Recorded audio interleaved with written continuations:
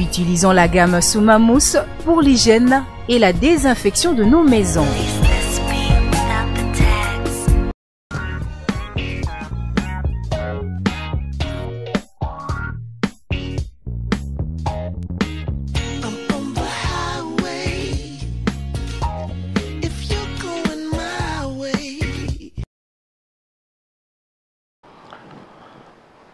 Chers élèves, bonjour.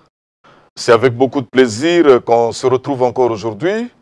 Vous savez que nous nous sommes arrêtés la fois passée dans le cadre de notre cours d'histoire. Et nous avons parlé de quoi? Qui peut me rappeler? Nous avons parlé de quoi la fois passée? Quel est le sujet que nous avons développé la fois passée? Oui, nous avons parlé de la critique historique. Critique historique. C'est ce que nous avons dit la fois passée. La critique historique, c'est la leçon de la fois passée.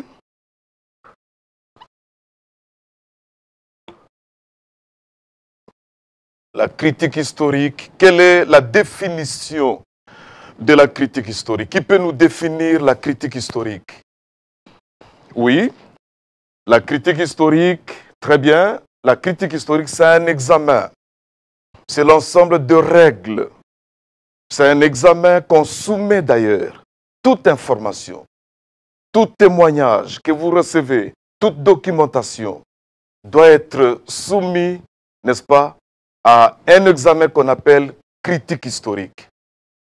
Et aujourd'hui, la fois passée d'ailleurs, on avait parlé de la définition de la critique historique. Nous avions dit que l'historien doit d'abord, pour toute chose, avant de confirmer une information, avant de dire que l'information est vraie, il doit d'abord soumettre tout au crible de la critique historique. Ça, c'est clair et c'est important.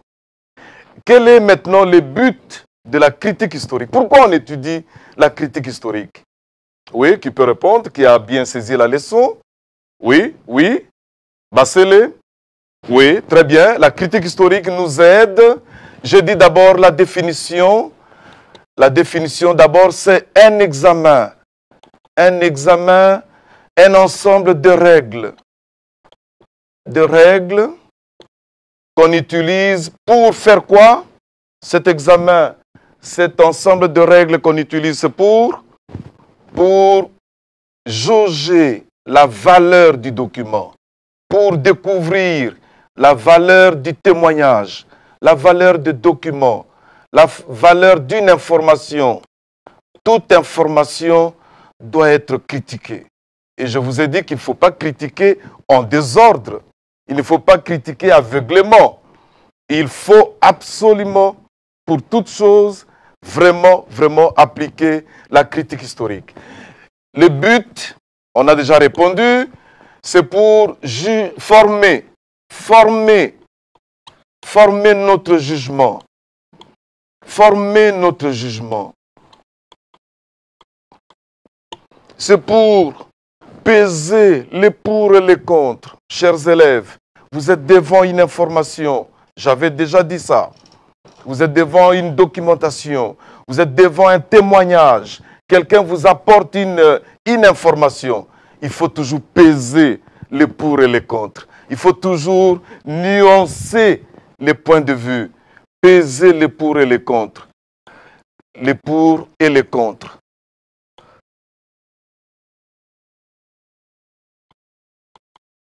Pour établir la véracité de l'information qu'on donne, pour déterminer la valeur de l'information, déterminer la valeur du témoignage que vous avez. Puisqu'un intellectuel, quelqu'un d'intellectuel, un enseignant, un diplomate, un homme politique, pour toute chose, je vous dis, il faut toujours critiquer. Et quand vous critiquez, vous pesez les pour et les contre. Vous formez votre jugement. Vous nuancez votre point de vue. Votre point de vue ne peut pas être le point de vue de quelqu'un de la rue. Votre point de vue ne peut pas être un point de vue de quelqu'un qui prend les informations comme ça. Tout d'ego, vous acceptez une information. Non. En histoire, il y a quand même un examen qu'on appelle la critique historique. Et tout ça, on avait déjà vu la fois passée. Nous avions dit aussi que la critique historique est divisée en combien de parties? La critique historique divisée en combien de parties? Chimanga? Oui, en deux parties. En deux parties. Divisée en deux parties. Quelles sont ces deux parties? Divisée en deux parties. Quelles sont les deux parties de la critique historique? Oui. Oui, Kabouya. Très bien. Il y a la critique externe. Nous avons déjà parlé de ça la fois passée. La critique externe. La critique externe. Et encore, oui, la critique interne. Et la critique interne. Voilà. Très bien. Ça montre que vous êtes intelligent. Ça montre que vous avez bien compris la leçon. Ça montre que vous avez bien saisi les rouages de la critique historique. Et nous avions parlé la fois passée de la critique externe et interne au même moment? Non. Oui, on n'a pas parlé de ça. On a parlé seulement, uniquement de la critique externe. Et nous avions dit que la critique externe a combien d'opérations? Combien d'opérations? Oui, Kabasele? Oui, 4 opérations. Les 4 opérations qui peuvent nous citer rapidement. Rapidement alors. Oui, critique d'authenticité. Oui, critique. Critique de quoi? Je n'entends pas bien. Oui. Oui, critique de provenance. Oui, un autre élève intelligent. Oui, critique de restitution. Et enfin, quatrième opération. Oui, qui peut encore, mais tout le monde lève le doigt, crie. Non, il ne faut pas citer mon nom. Vous levez seulement le doigt calmement.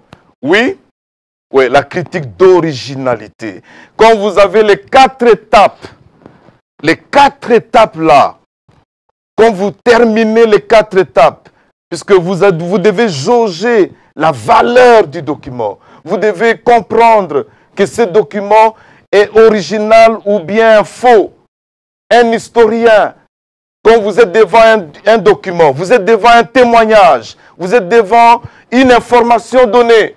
Vous savez qu'à Kinshasa, n'importe quelle information, les gens donnent toujours. Ils distillent n'importe quelle information. Et vous, en tant qu'intellectuel, vous, en tant que futur cadre de ce pays, vous, en tant que la relève de demain, c'est vous, le Congo de demain, c'est vous, chers élèves. Vous ne pouvez pas tout gober. Attention, même à la maison, même dans la vie courante, même dans la vie professionnelle. Toute information doit être critiquée. Critiquée passe dans le sens de nuire à quelqu'un, d'insulter quelqu'un, de compromettre la vie de quelqu'un. Ça n'a strictement rien à voir. Critiquer dans le sens de cerner, dans le sens de quoi encore? Oui. Distinguer le vrai et le faux. Voilà. Dans le sens de quoi encore? Oui. Oui, quel élève qui avait saisi? De sélectionner, voilà. Sélectionner ce qui est positif. Sélectionner ce qui est meilleur. Puisque l'historien, c'est égal la vérité. L'historien, c'est la vérité. Et la vérité qui se dégage dans la bouche de l'historien, c'est une vérité qui est quand même reconnue par tout le monde, puisque on sait qu'un historien juge d'abord. L'historien critique d'abord l'information. Et quand il donne une information, on peut quand même donner un peu de confiance à l'historien. Ça, c'est important. Mais aujourd'hui, chers élèves, nous n'allons plus continuer avec la critique externe. Aujourd'hui, nous allons continuer notre leçon avec la critique. Quelle critique encore? La dernière critique qui reste, la deuxième catégorie de critique historique, oui, c'est la critique interne. Donc aujourd'hui, chers élèves, les élèves les plus intelligents de ma classe, tout le monde est intelligent ici, je suis très content. On va parler de la critique interne. Voilà, critique interne.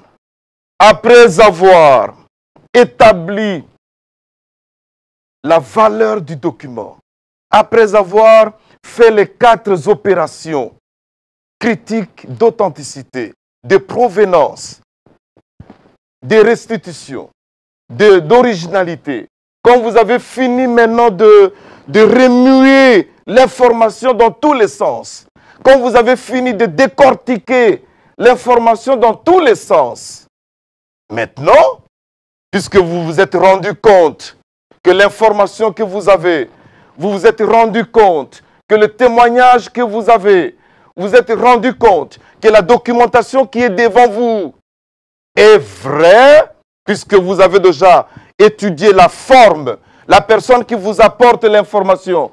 Quand vous le voyez seulement, vous le regardez, vous savez qu'il est en train de mentir, sans même qu'il commence à donner les détails. Vous voyez déjà la personne. Et la critique interne maintenant nous aide à établir les crédits, la confiance. La confiance, le crédit que mérite, n'est-ce pas, l'auteur, que mérite le témoignage. Quel crédit on peut accorder, n'est-ce pas, au témoignage que nous avons? Quel crédit, quelle confiance nous pouvons avoir en l'auteur qui a parlé de l'histoire sixième. Un auteur qui parle de l'économie du pays.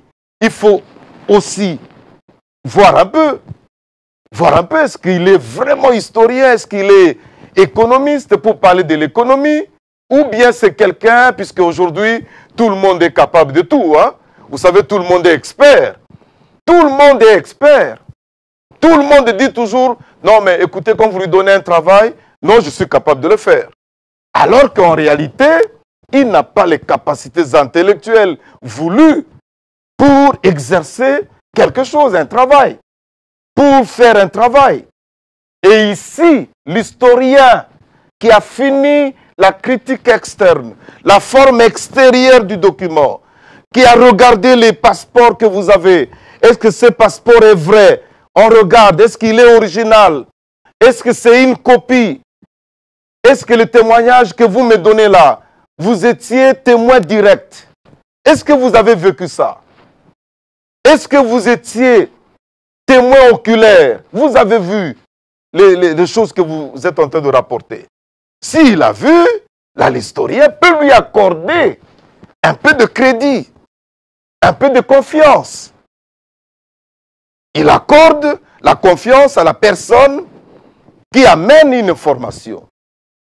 C'est comme ça que, ici, ces chapitres de la critique historique va quand même nous aider à nuancer un peu nos points de vue, à peser toujours les pour et les contre, à jauger, à voir un peu le niveau de confiance que nous devons accorder, n'est-ce pas, à un auteur, à un livre, à un témoignage, à un enseignant, à un politicien quand il parle à la télé.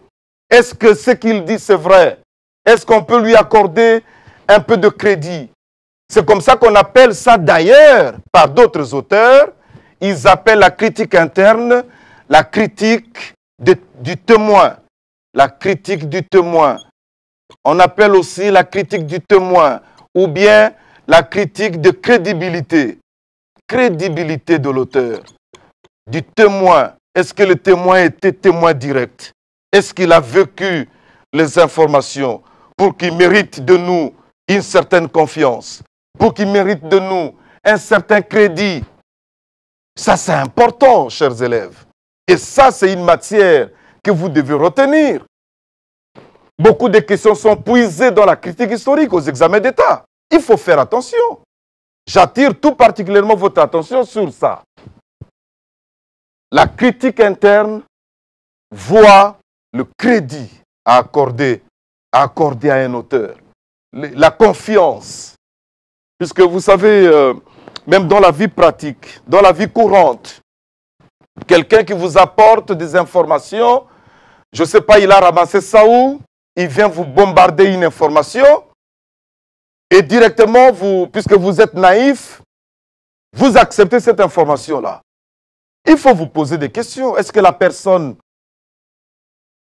n'a pas une rancœur n'a pas un problème avec l'auteur qu'il est en train de dire? Est-ce qu'il n'y a pas de difficulté? Est-ce qu'il n'y a pas de jalousie? Tout ça, c'est la critique interne. Puisque vous entrez dans les détails du livre. Vous entrez maintenant dans le détail, dans la profondeur de l'information. Vous voulez avoir maintenant la profondeur de l'information. Vous voulez avoir maintenant la véracité de l'information. Et vous vous posez des questions là. Alors, à son tour maintenant, je dis, on l'appelle aussi critique du témoin ou critique de crédibilité. La crédibilité.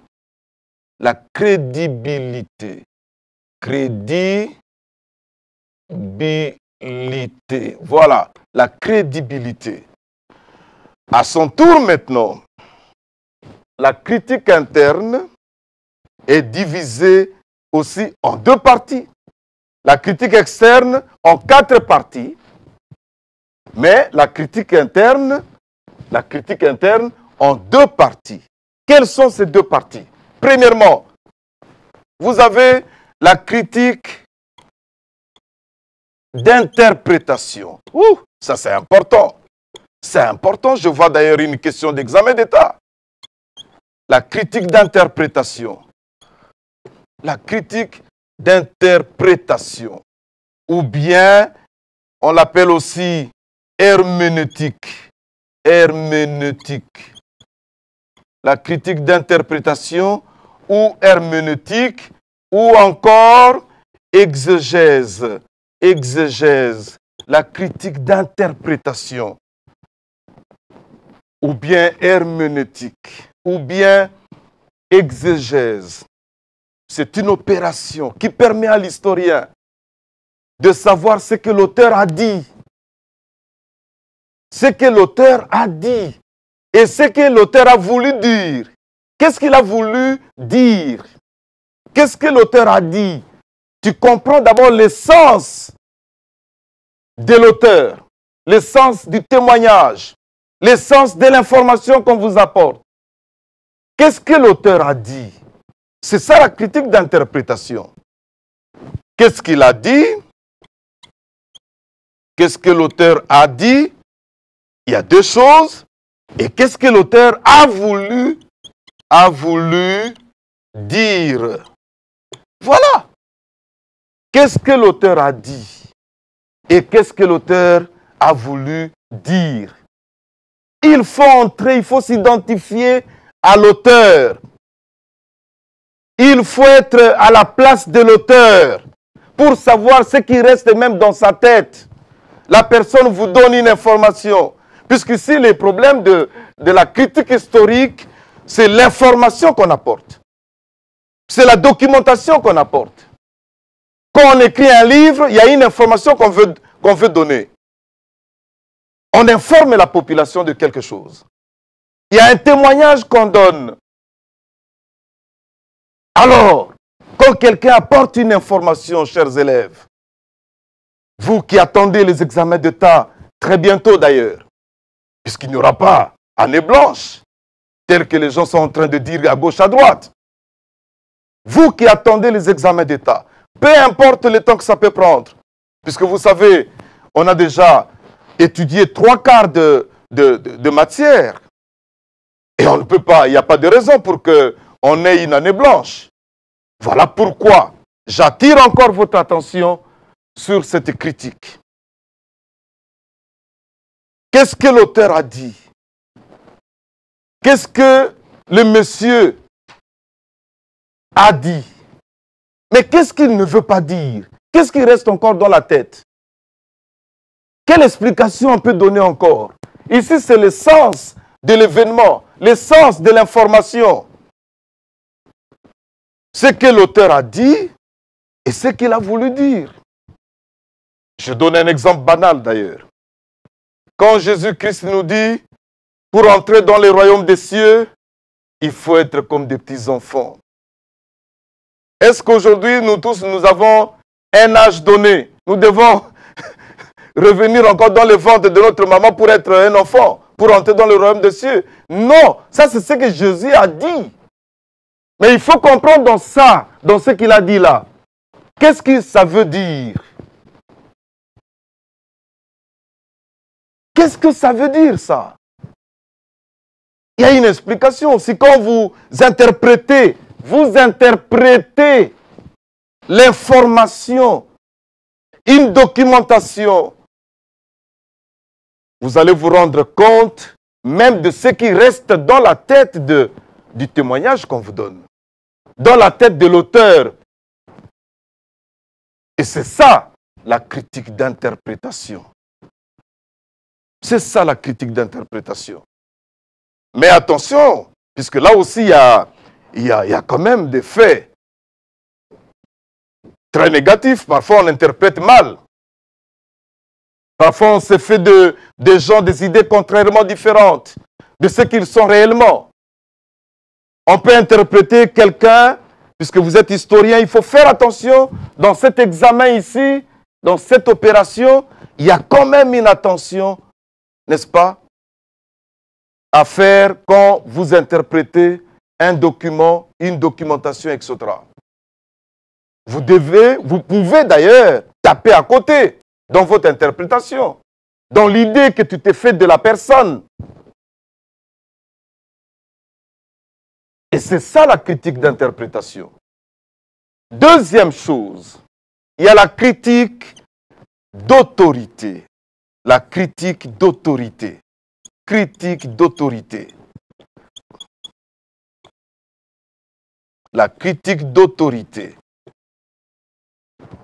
Ça d'ailleurs, la critique d'autorité ne voit que les crédits, la confiance que l'auteur présente. Est-ce qu'il était autoritaire?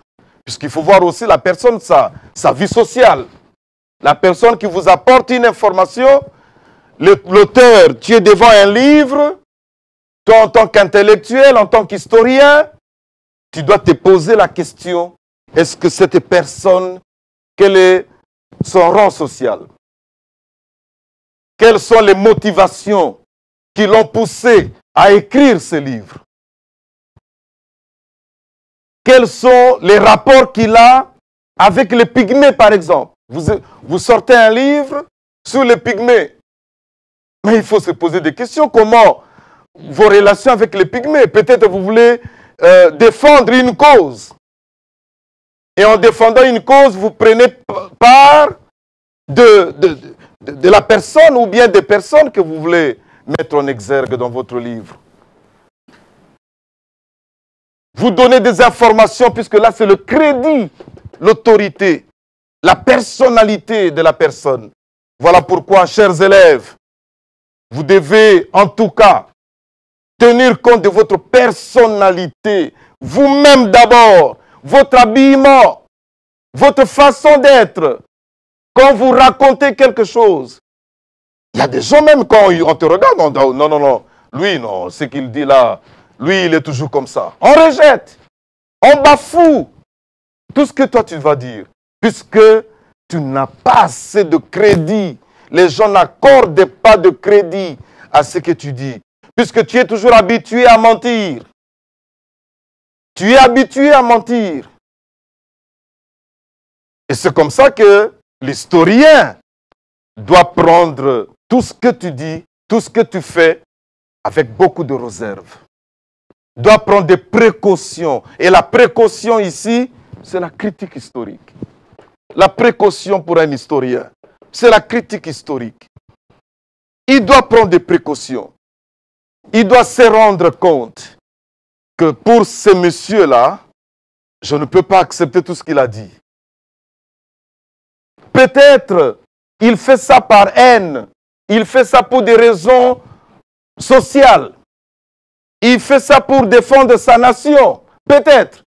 Comme dans l'autre temps, on disait Buka lokuta mbong mpate inamboka. Tu es à l'extérieur, Buka lokuta.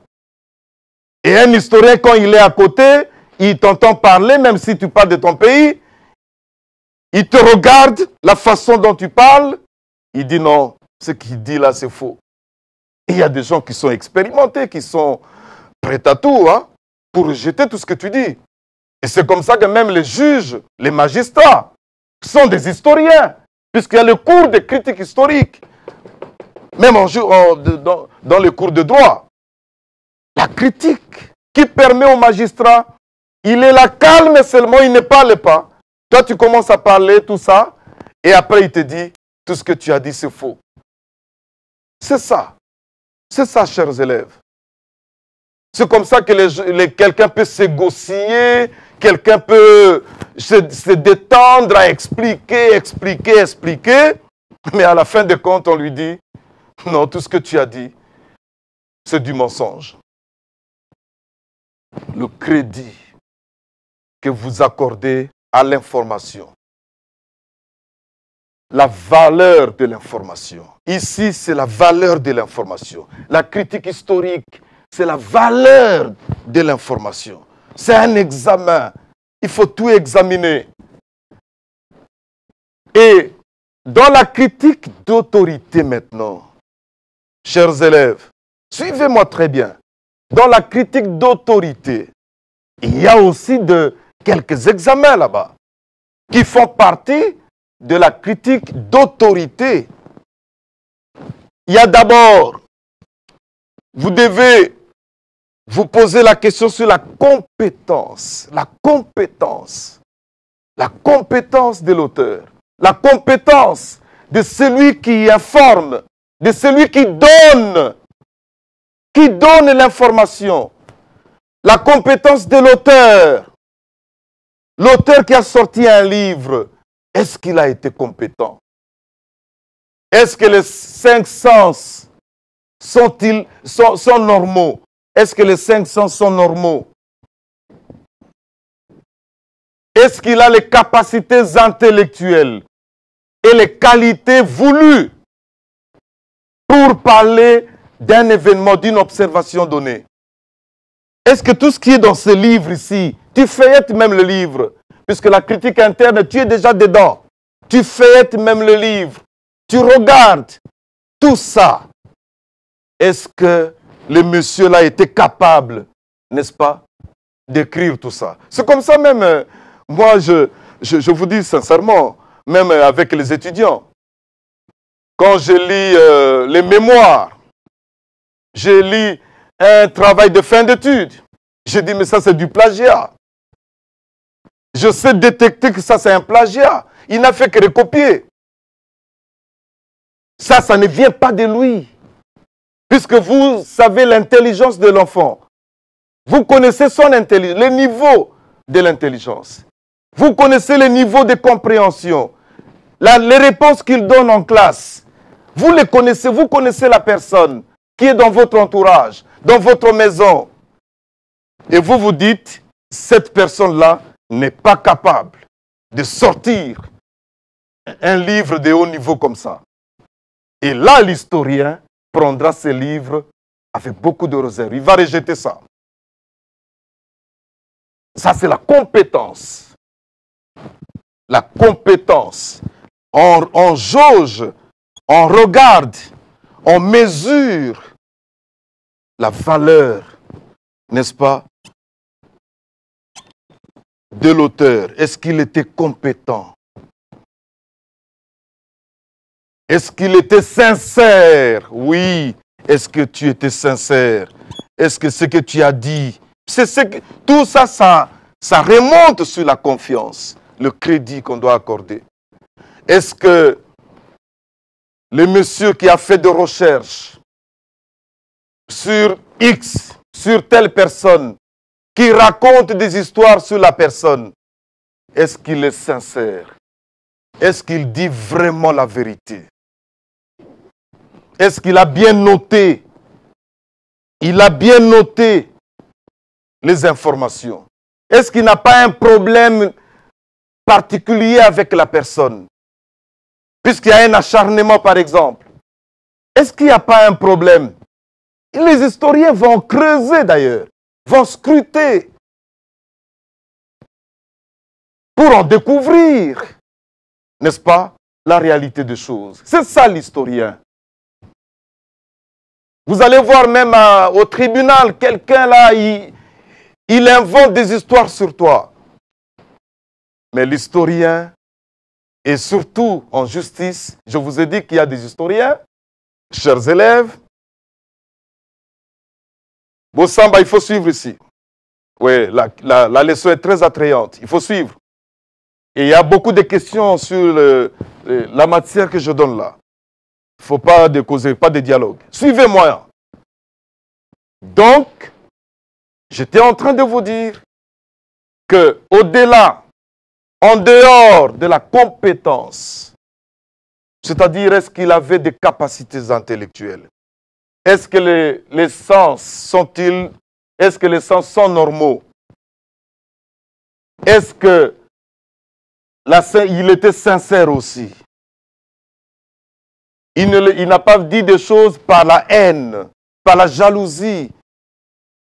Il n'a pas dit des choses puisqu'il veut servir une cause politique, une cause sociale. Tout ça, c'est l'historien que vous êtes d'ailleurs. Puisque demain, beaucoup d'entre vous, c'est comme ça que moi j'ai fait l'histoire. Puisque mon professeur était un bon historien. Et il m'a donné le goût. C'est comme ça que nous, dans notre temps, on suivait quand même, les professeurs étaient nos modèles. Étaient nos modèles. Moi, j'ai donné les notes de mes écoles, puisque je suis un professeur de carrière et de formation aussi. J'ai donné à mes écoles les notes de lycée Madame de Sévigné. C'est puisque mon professeur, en 3e année, parlait souvent de Madame de Sévigné, douleur de séparation, en 3e année secondaire. C'est comme ça que finalement je m'étais dit, l'amour que l'enfant, Madame de Sévigné, Madame avait pour sa fille, comme c'est l'école, nous devons mettre le nom de Sévigné aussi. Comme mon professeur répétait ça à tout moment. Donc, nous sommes parfois les fruits, n'est-ce pas, de nos professeurs. On est en train de suivre leur modèle. En dehors de la sincérité, est-ce que l'auteur était compétent? Est-ce qu'il était sincère? Vous avez, est-ce que tout ce qu'il a dit est exact? L'exactitude, la sincérité, l'exactitude. Voilà. Est-ce que tout ce qu'il a raconté est exact? Est-ce qu'il a noté point par point, n'est-ce pas, les informations qu'il rapporte? Est-ce que l'auteur n'a pas oublié, n'a pas omis certains aspects, n'est-ce pas, du dossier, du témoignage qu'il donne? Est-ce que le témoignage est complet?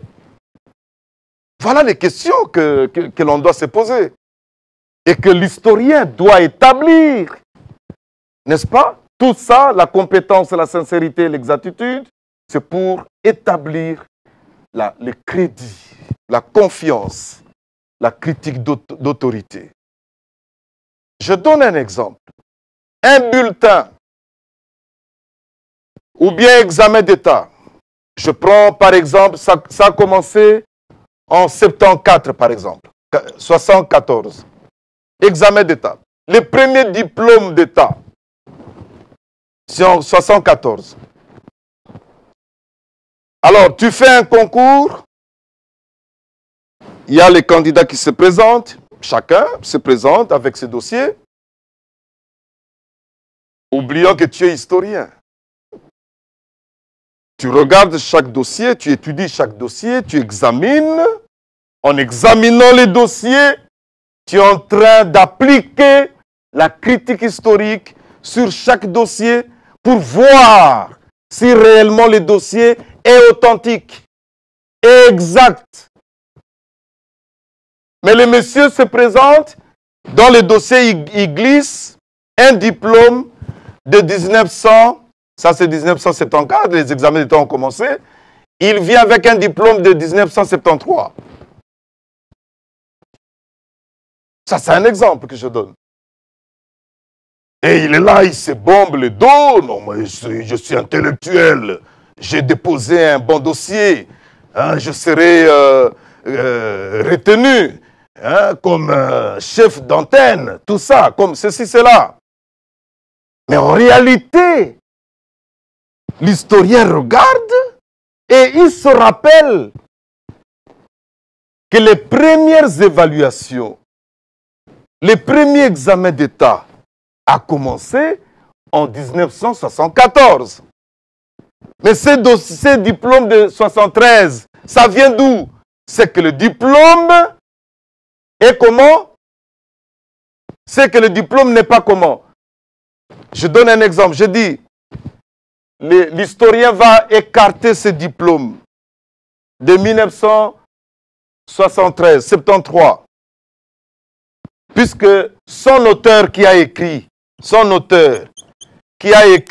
n'est pas comment? L'auteur n'est pas comment? L'auteur qui a présenté ce diplôme-là n'est pas comment? Donc l'auteur n'est pas sincère. Et le diplôme lui-même n'est pas exact. Le diplôme n'est pas exact puisque les premiers examens d'État ont commencé en 74. Et alors, ce diplôme-là aussi, puisqu'on dit c'est le diplôme délivré à l'école Massamba par exemple. À l'école Massamba. Mais l'historien regarde, à l'école Massamba, un diplôme de 73, alors que l'école Massamba a organisé, par exemple, les examens, les tout premiers élèves aux examens d'État en 78. Mais lui, il amène un diplôme de 73, il dit il a décroché ça à l'école Massamba. L'historien va écarter ce diplôme puisque ce diplôme-là, par rapport à l'école Massamba, n'est pas authentique. Le diplôme n'est pas authentique. Ça veut dire que ça ne vient pas de l'école Massamba. Ce n'est pas l'école Massamba qui a délivré ça. Donc il y a un petit jeu de mots. Il faut faire attention avec ça. Il y a des attrape-nigo, surtout dans les questions d'examen d'État. On demande parfois, les documents est exact, les documents est authentique, les messieurs est sincère, puisqu'on ne peut pas demander si le document est sincère. Non. Pour la sincérité, on parlera toujours de l'auteur. L'exactitude, on peut parler du diplôme. La compétence, on parlera de l'auteur. On ne dira pas les bulletins n'étaient pas compétents. Non. Ou bien les diplômes n'étaient pas sincères. Non. La sincérité et la compétence, chers élèves, là j'attire tout particulièrement votre attention sur ça. La compétence et la sincérité concernent l'auteur, l'auteur de la documentation, l'auteur du livre.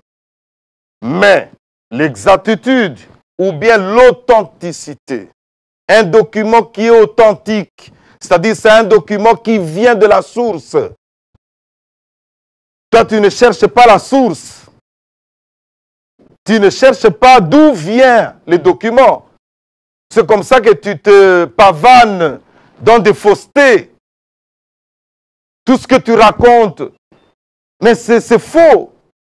Il n'y a personne qui peut te donner un crédit, qui peut te donner la confiance. Puisque tout ce que tu racontes, c'est la fausseté.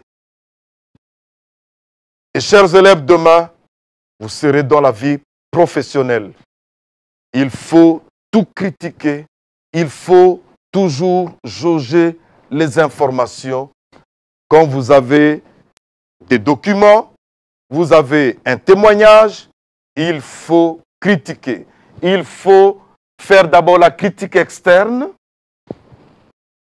Et tout ça, critique externe, critique interne, c'est pour former notre jugement. Ça, les deux là n'ont qu'un seul but, former notre jugement. Le but, c'est peser les pour et les contre, chers élèves. Nuancer nos points de vue. Il faut toujours peser.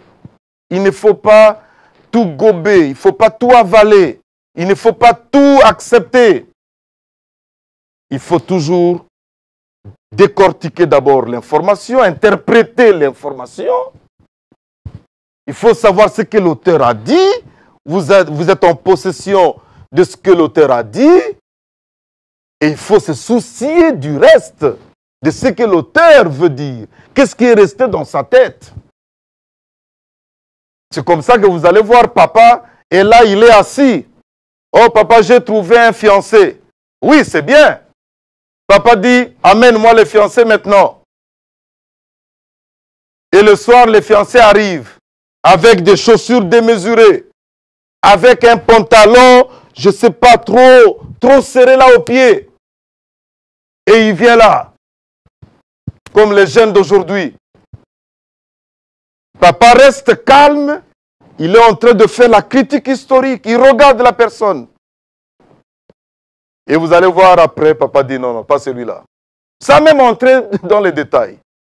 Peut-être le monsieur n'a pas causé avec papa, mais en le regardant seulement, il dit non, non, non, non. Alphonsine n'a pas encore trouvé un mari. Ça, c'est un aventurier. On t'appelle déjà aventurier à partir de l'aspect extérieur. Et quand on va entrer dans les détails, aïe, là, ça devient compliqué. Voilà pourquoi, chers élèves, vous qui allez prendre la destinée de ce pays, vous qui avez la lourdeur de la charge de ce pays, vous qui avez l'opportunité d'apprendre la critique, d'apprendre la critique interne et externe, il faut toujours faire attention avec vos gestes, avec tout ce que vous faites, puisque sinon, vous allez perdre votre crédit, vous allez perdre aussi la confiance, puisque la chose la plus importante, c'est la confiance. Même le mariage, c'est la confiance. Tu peux dire à ton mari, je vais à un deuil. Le mari ne discute même pas, puisqu'il a confiance en toi. Tu lui as toujours dit la vérité. Mais un autre mari dira, non, non, non, tu ne pars pas. Et les gens ne comprendront pas, non, son mari est trop sévère. Non, non, non, non, non. C'est puisque vous avez présenté des signes qui vous ont fait perdre le crédit et la confiance. La critique d'autorité. Tu n'as pas d'autorité. Tu n'as pas de personnalité. Tu peux perdre tout, sauf votre autorité. Et il faut tout interpréter. Tout critiquer. Est-ce que ce que l'auteur a dit, c'est ça qui est vrai? Voilà, chers élèves, la leçon d'aujourd'hui, la suite. On a fini une leçon qui a commencé depuis la semaine passée. On a parlé de la critique historique. On a parlé de choses importantes. Et nous voici maintenant atterrir avec la critique interne. Que l'Éternel vous bénisse.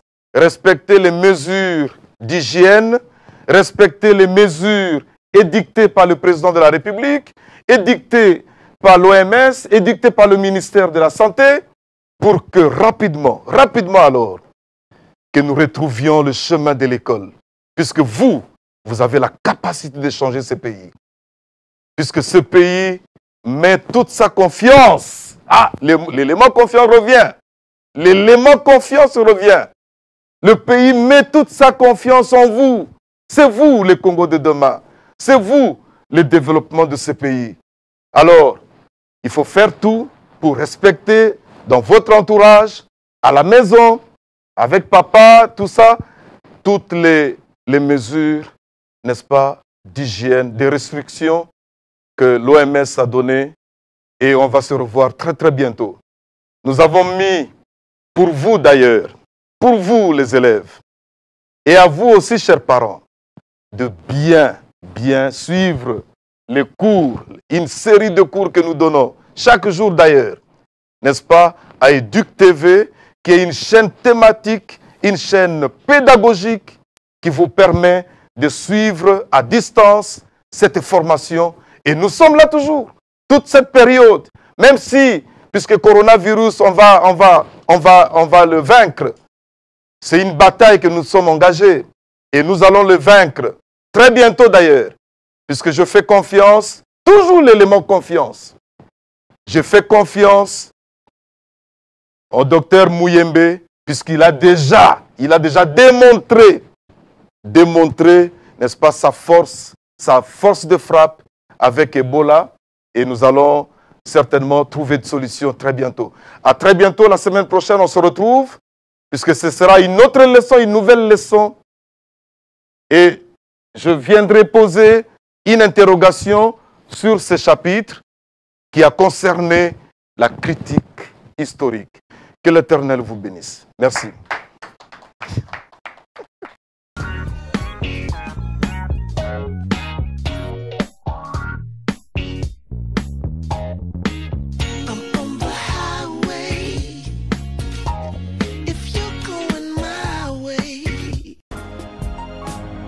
Utilisons la gamme Soumamous pour l'hygiène et la désinfection de nos maisons.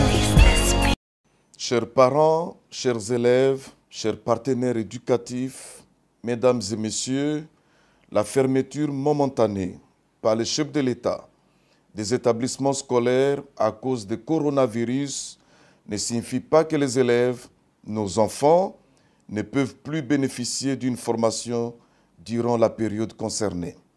C'est ainsi que le ministère de l'enseignement primaire, secondaire et technique et son partenaire Vodacom RDC ont fait recours aux nouvelles technologies à travers l'application VodaEduc pour occuper les élèves et leur permettre de poursuivre leur formation à domicile.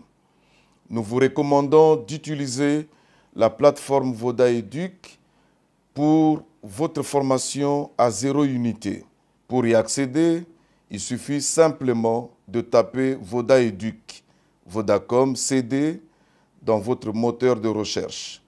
Cette plateforme s'inscrit dans la vision du président de la République, chef de l'État, de la gratuité de l'enseignement en proposant aux élèves des cours à 0 méga.